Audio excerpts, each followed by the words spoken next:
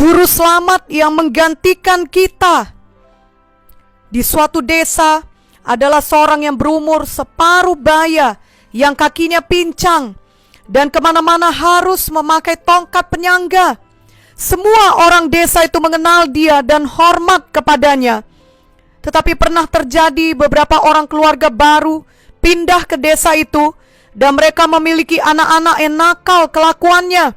Mereka suka mengganggu tetangga-tetangganya, orang-orang yang lewat, baik anak-anak maupun orang dewasa, dan tidak terkecuali orang yang pincang tersebut. Mereka meneriakinya dengan, "Si pincang, si pincang, awas si pincang datang." Mereka mengikuti kemana ia berjalan, bahkan meniru-niru caranya berjalan yang pincang, sambil tertawa-tawa dan mengejeknya. Orang yang pincang itu diam saja, bahkan dia tidak marah sama sekali. Ia meneruskan perjalanannya dengan tenang. Setelah beberapa lama hal ini berlangsung, akhirnya kepala desa mendengar tentang perbuatan anak-anak nakal itu kepada orang yang pincang tersebut. Ia memanggil semua anak-anak nakal tersebut ke rumahnya, kemudian menyuruh mereka duduk mendengarkan ceritanya. Ia berkata bahwa beberapa tahun yang lalu di sungai yang mengalir di tengah-tengah desa itu ada seekor buaya yang ganas.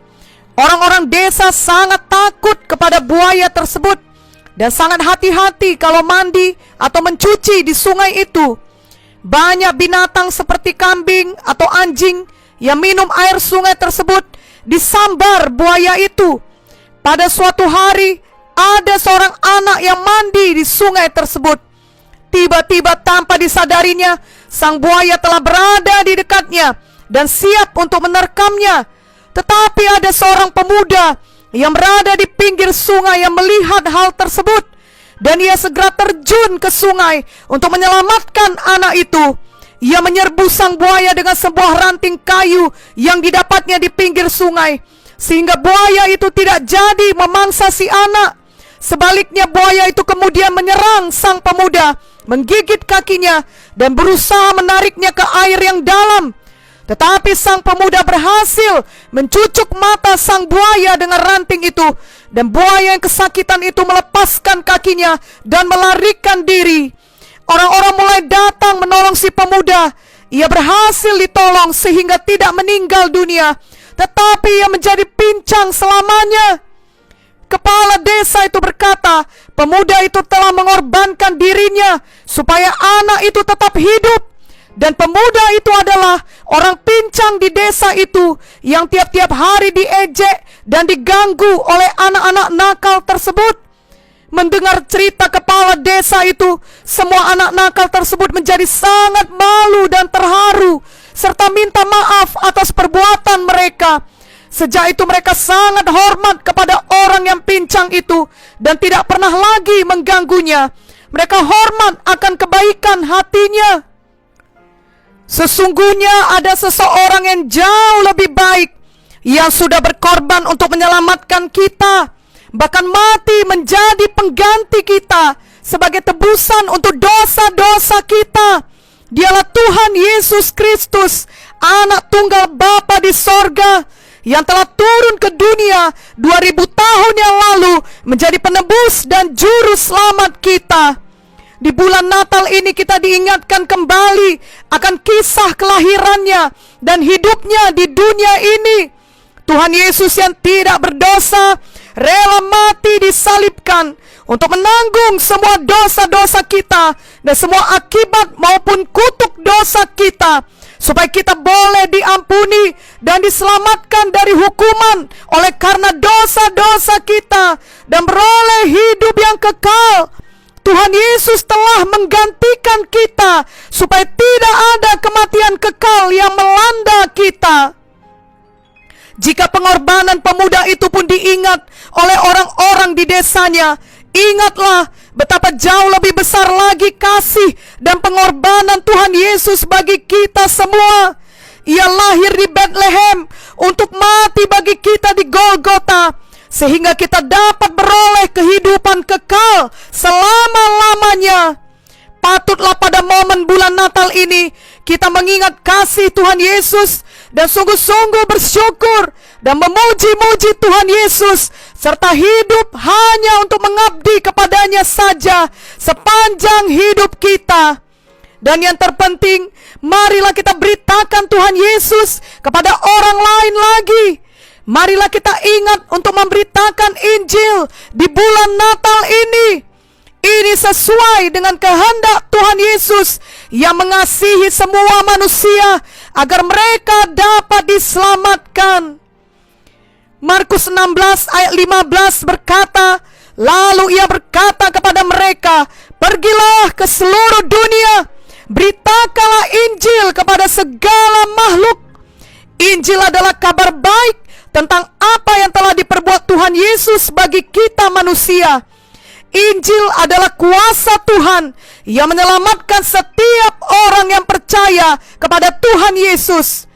Bapa di sorga sangat mengasihi dunia ini, sehingga ia memberikan anaknya yang tunggal, supaya barang siapa yang percaya kepadanya tidak binasa, tetapi beroleh hidup yang kekal.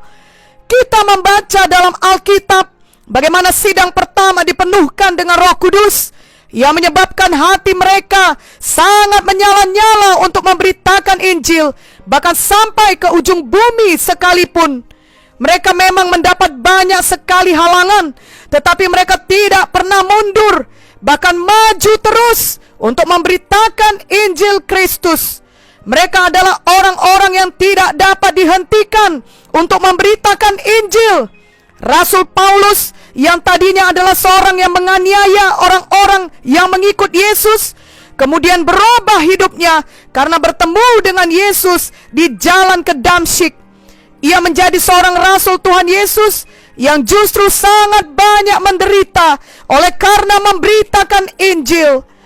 Sepanjang sejarah dunia ini, semua orang yang percaya kepada Tuhan Yesus telah menerima amanat agung, seperti yang tertulis dalam Matius 28 ayat 18 sampai 20.